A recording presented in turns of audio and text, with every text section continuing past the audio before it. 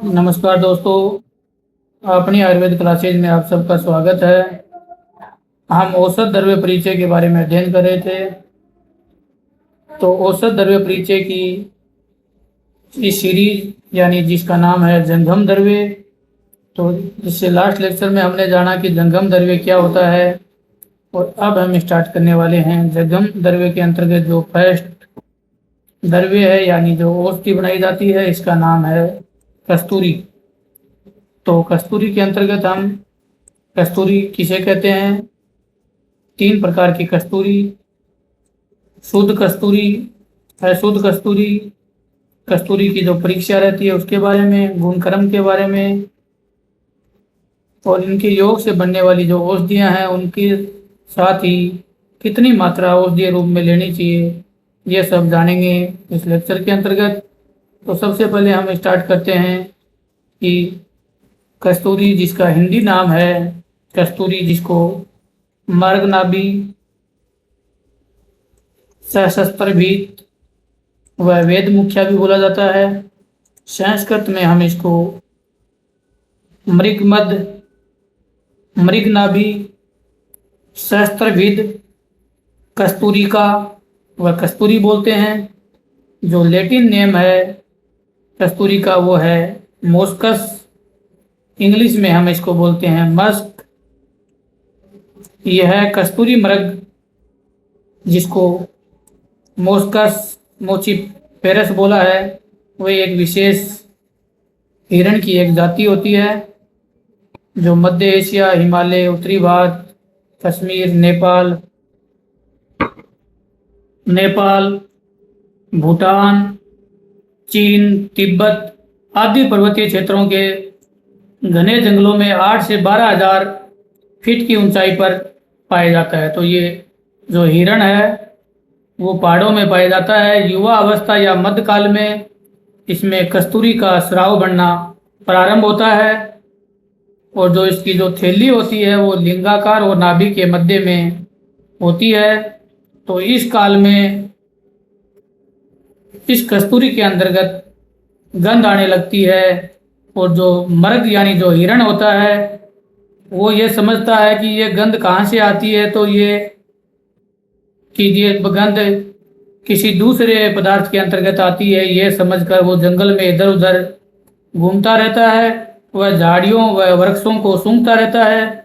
इसी अवस्था में क्या होता है कि जो शिकारी लोग रहते हैं, जिनको कस्तूरी मृग की जो आवश्यकता होती है, तो वो मृग को मारकर, कभी कभी जीवित को भी पकड़कर, इसके जो कस्तूरी कोष्ठ रहता है इसको निकाल लेते हैं और फिर इसको सुखाते हैं। इसके बाद में जो कस्तूरी रहती है उसको कूच कर अलग कर लेते हैं, और ये कस्तूरी रहती है, ये 1 से 2 वर्ष के जो मृग की आयु में ही सफ़ेद वर्ण के पेस्ट के रूप में होती है। धीरे धीरे ये रक्त वर्ण के बड़े बड़े गोल दानों के रूप में और तीव्र गंध वाली कस्तूरी प्राप्त होती है।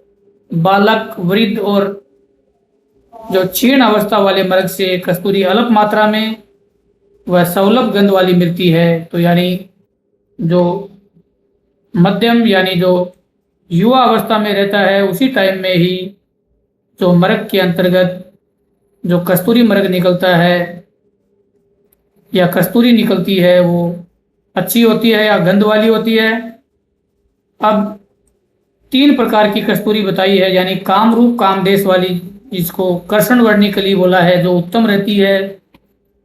सेकंड जो नेपाल देश में यानी जो नीली रहती है वो मध्यम, और जो कश्मीर यानी कपिल वर्ण की रहती है वो अधम प्रकार की कस्तूरी को बताया है।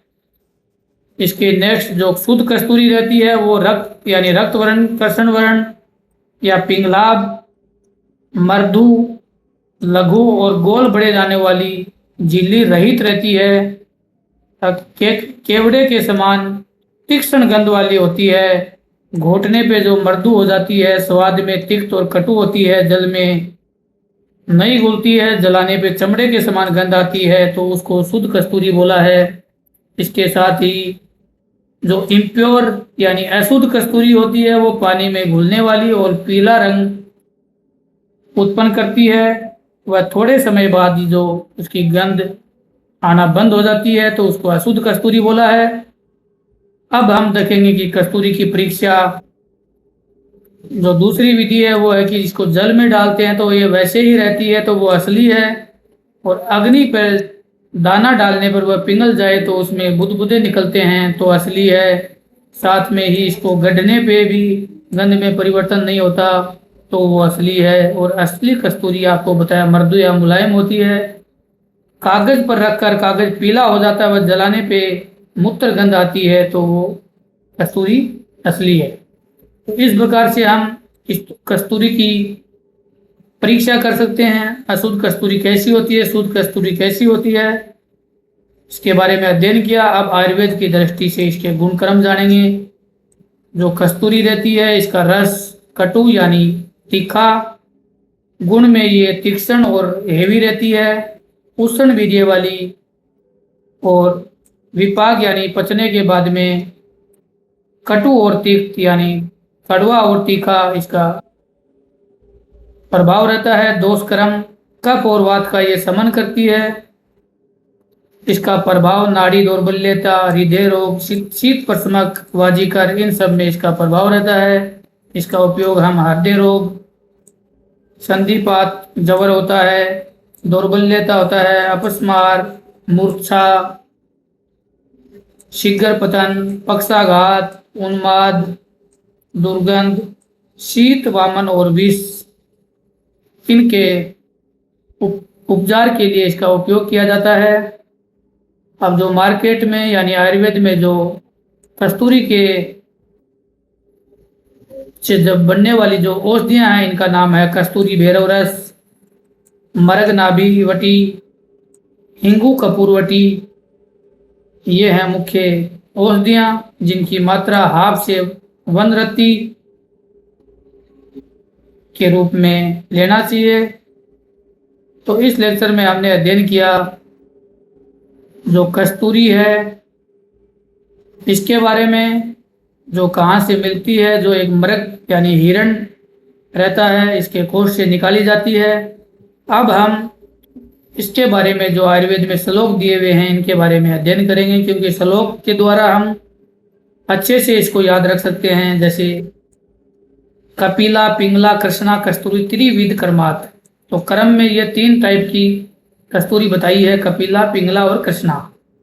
नेपाल, कश्मीर, कामरूप देश में ये जयते, ये राजनिगट्टू ने बोला है।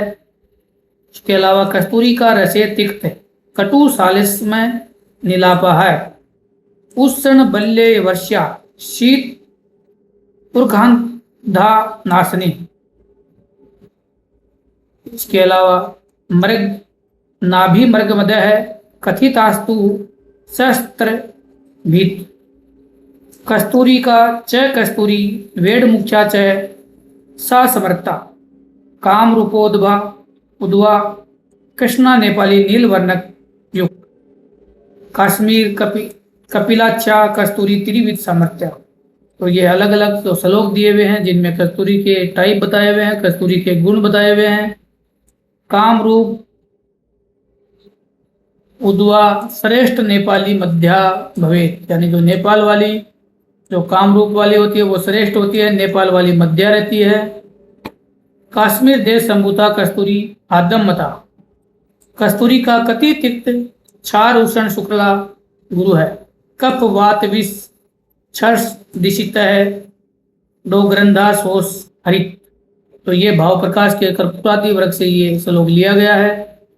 तो इस लेक्चर में हमने कस्तूरी जिसको मृगनाभि या वेद मुख्या या कस्तूरी या मृगमद बोलते हैं, जिसको शस्त्र भीद्भ बोलते हैं, के बारे में विस्तार से अध्ययन किया। नेक्स्ट लेक्चर में हम जो अपना नेक्स्ट जंगम द्रव्य है उसके बारे में जानेंगे जिसका नाम है गोरोचन। तो जंगम द्रव्य के बारे में हमने पहले से जाना, ये पुरानी जगत से मिलने वाली जो द्रव्य हैं उनके बारे में हम अध्ययन कर रहे हैं। धन्यवाद।